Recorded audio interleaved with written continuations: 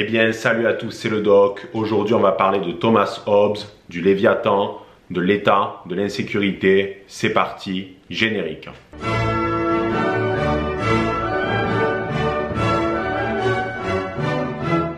Si tu vis en France, tu dois déjà probablement savoir que notre pays connaît une explosion de l'insécurité et de la délinquance depuis quelques décennies.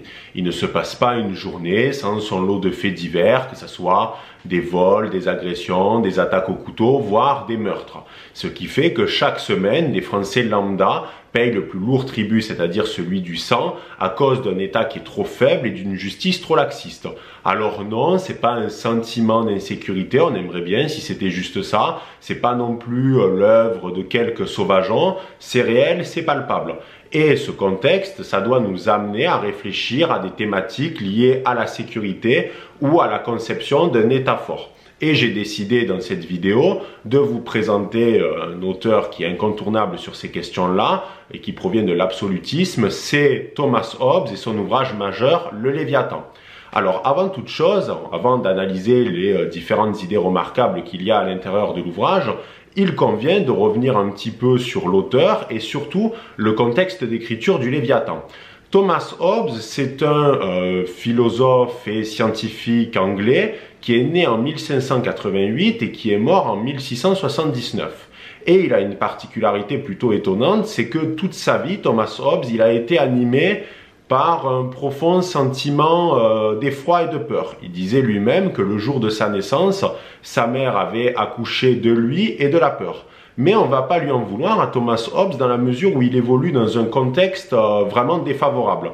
Pourquoi? Parce qu'en 1641, une guerre civile va éclater en Angleterre. Dans cette guerre civile vont s'opposer les monarchistes avec le roi Charles Ier et les républicains puritains de Cromwell. Qu'est-ce qui s'est passé? Pour faire un rappel très bref, Charles Ier voulait partir en guerre contre l'Espagne, il avait besoin d'argent, il avait besoin de financer sa guerre et de ce fait de lever un impôt. Il a donc dû demander au Parlement l'autorisation pour le lever. Le problème, c'est que ce dernier était composé majoritairement de républicains puritains, avec la figure de Cromwell qui était un petit peu le boss dans tout ça. Et ces derniers n'ont pas voulu pour deux raisons. Tout d'abord parce qu'ils n'avaient pas envie de financer la guerre du roi. C'est une sorte de bourgeoisie qui aime l'argent et ils n'avaient pas envie de financer sa guerre.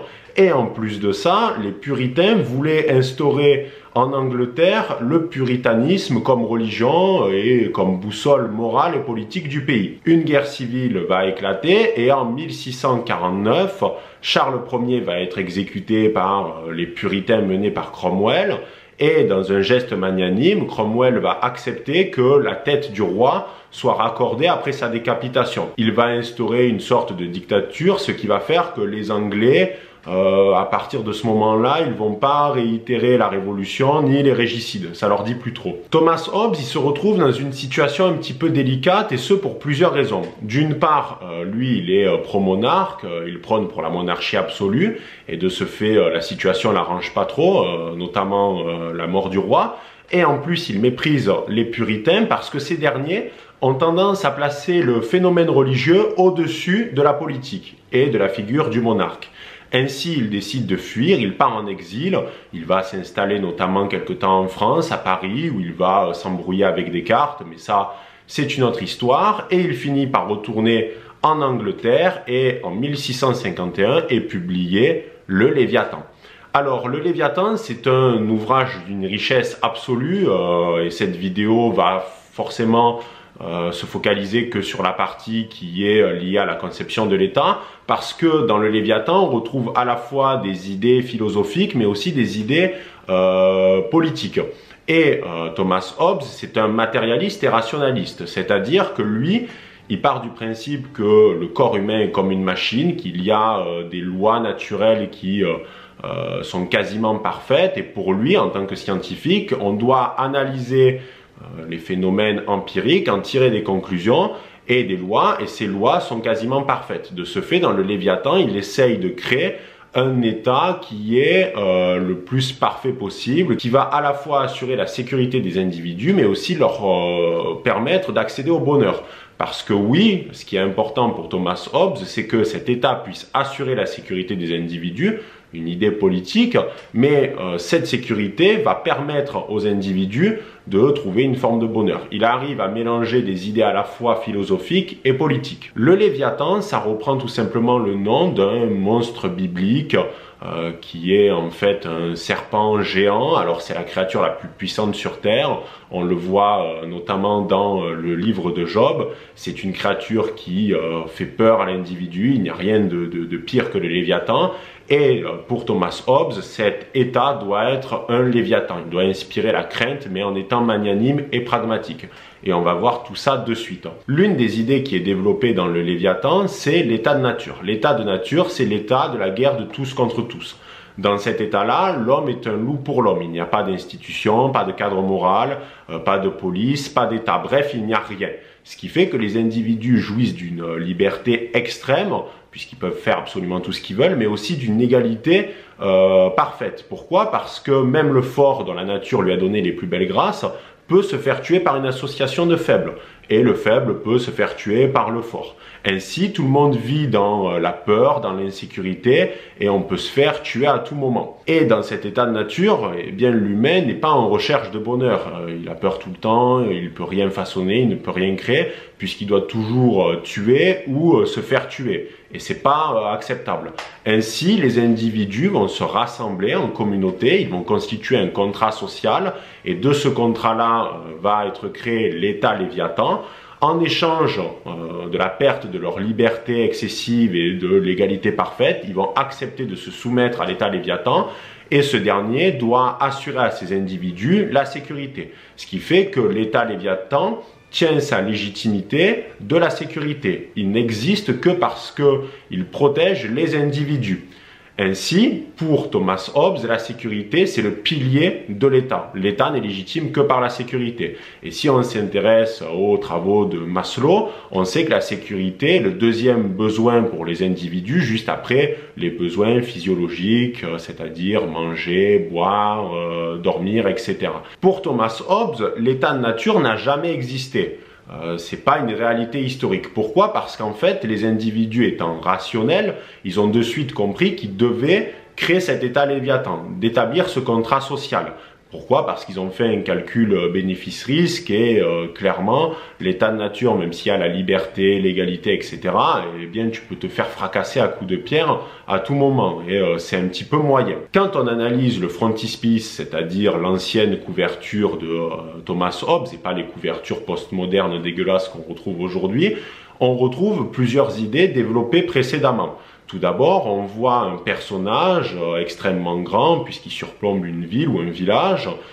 C'est le Léviathan, c'est le prince, c'est le monarque au-dessus de tout. On retrouve cette idée propre aux absolutistes comme avec Machiavel, l'idée du prince, du monarque au-dessus de toute chose, de toute institution. Il tient dans sa main droite un glaive, le pouvoir régalien, le monopole de la violence physique légitime, comme avait théorisé Weber, c'est-à-dire cette capacité à sanctionner. Et il tient dans sa main gauche la crosse épiscopale, qui est le pouvoir religieux. Alors, Thomas Hobbes avait un rapport plutôt ambigu avec la religion. Il n'était pas connu pour être croyant. Ses contemporains pensaient même qu'il était profondément athée. En réalité, il partait juste du principe que la religion avait été créée par l'homme pour expliquer ce qui était de l'ordre de l'inexplicable, mais il part du principe que la religion a quand même des atouts extrêmement intéressants. Tout d'abord, ça permet de créer une cohésion dans la société. C'est aussi un fort marqueur d'identité, mais également la religion permet de légitimer le monarque, notamment avec le droit divin, etc. Le monarque reconnu par Dieu, qui est envoyé par Dieu sur terre. Mais attention, cette religion ne doit pas être au-dessus de l'État. C'est le monarque qui est au-dessus de tout. La religion doit se soumettre, c'est un outil.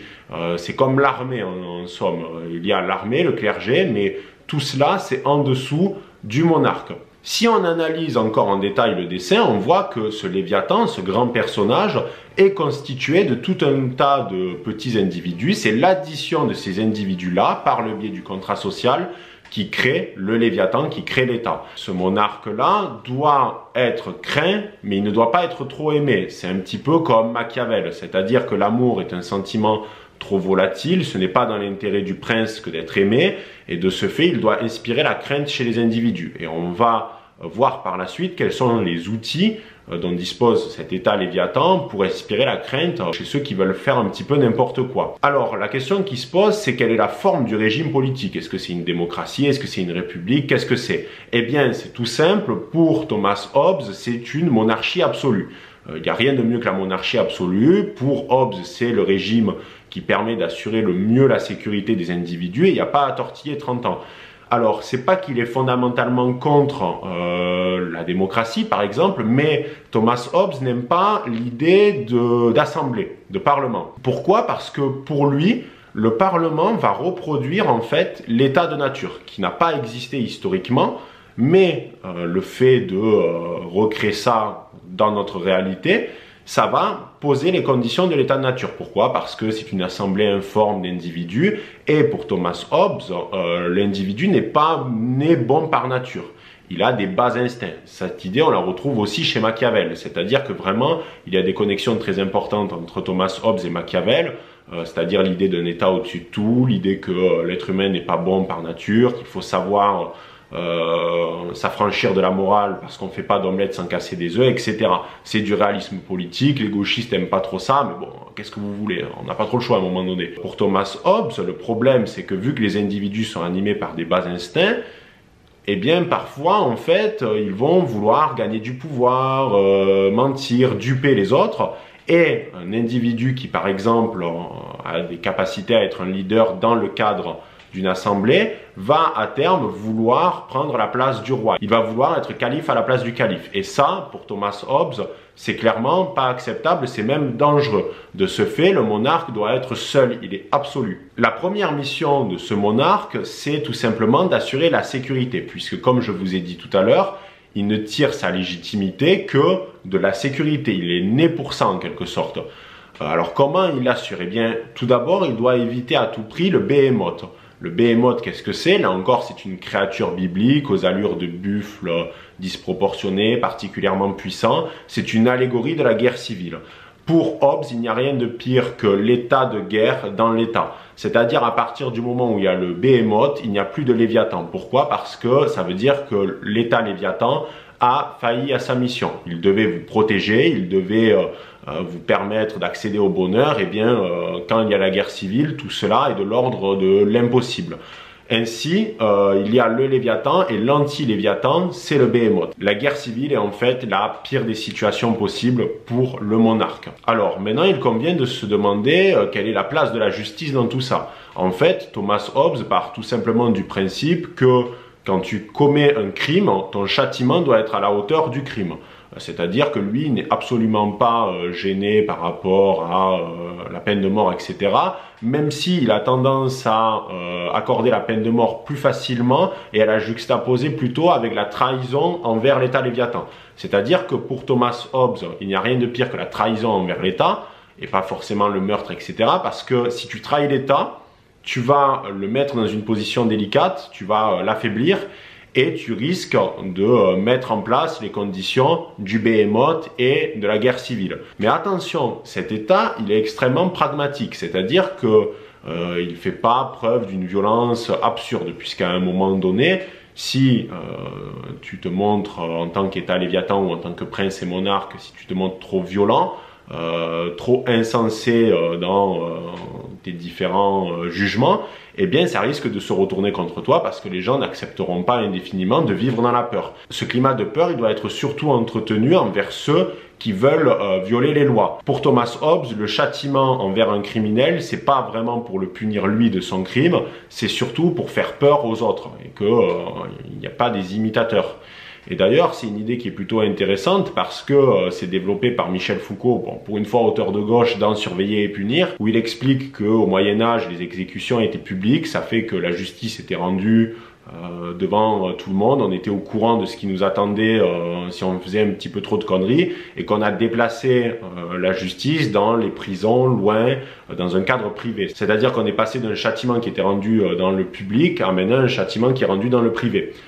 Idée plutôt intéressante, même si je méprise totalement cet auteur. Ce qui est intéressant avec Thomas Hobbes, c'est qu'il théorise à un moment donné les balbutiements de l'État-providence. Pourquoi? Parce qu'il part du principe qu'un individu qui est né handicapé, qui ne peut pas travailler, doit pouvoir être aidé par l'État. Ce qui fait que cet État n'est pas un monstre froid, abject, qui veut juste sanctionner. Non, Thomas Hobbes théorise également l'idée de conservation. C'est-à-dire que tous les individus veulent vivre, tout simplement, ils veulent se conserver. C'est pour ça qu'en fait, ils ont passé le contrat social et qu'ils ont créé l'État Léviathan. Et le problème, c'est qu'il peut y avoir des individus qui vont, par exemple, voler du pain ou de la nourriture parce qu'ils meurent de faim et c'est pour pas mourir. Eh bien, pour Thomas Hobbes, c'est pas grave dans la mesure où il ne faut pas sanctionner l'individu parce qu'il a voulu préserver sa volonté de conservation. Il a voulu vivre et on ne peut pas lui reprocher ça et on ne peut pas le punir pour ça. Donc vraiment, Thomas Hobbes essaye de créer un État qui soit le plus pragmatique possible et le plus juste. Même si il peut faire preuve d'une extrême fermeté, il peut aussi faire preuve d'une grande compréhension. C'est vraiment la balance entre les deux que l'on retrouve dans tous les auteurs de l'absolutisme, notamment avec Machiavel. C'est-à-dire toujours cette idée qu'on est un funambule en quelque sorte et qu'il faut prendre les décisions les plus pragmatiques possibles. Même si parfois, eh bien, il faut s'affranchir de la morale. Alors, on peut se demander, au regard de tout ce qu'on a dit, si Thomas Hobbes validerait aujourd'hui l'État moderne français, ce qui trouverait que nous vivons dans une forme d'insécurité. C'est trop difficile de répondre à cette question-là, tant les époques sont différentes. L'époque de Thomas Hobbes était aussi d'une violence particulière, mais la réponse, on peut la trouver via Paul Valéry, qui a une phrase sublime où il disait « Si l'État est trop fort, il nous écrase, et s'il est trop faible, nous périssons ». Et aujourd'hui, en France, on ne peut que constater que malheureusement, des individus ne cessent de périr, car cet État n'arrive pas à se montrer parfois léviathan. Sans embrasser complètement toutes les théories de Hobbes, il nous donne une clé de compréhension et des pistes de réflexion afin que la France puisse devenir dans les années à venir un endroit où on a envie tout simplement de vivre, d'être en recherche de bonheur et même d'avoir une descendance. Et aujourd'hui, c'est de moins en moins le cas. Voilà les barons, j'espère que cette vidéo vous aura plu. N'hésitez pas à aimer, commenter, à partager, à débattre aussi de ces questions-là qui sont passionnantes. Désolé pour ce décor, je suis actuellement à Lyon dans le cadre de mes études, ce qui fait que dans les prochaines vidéos, vous allez avoir affaire à ce décor. Je m'en excuse, mais je vous promets de la qualité comme toujours. Je vous dis à la prochaine pour une nouvelle vidéo. C'était le Doc. Ciao les barons.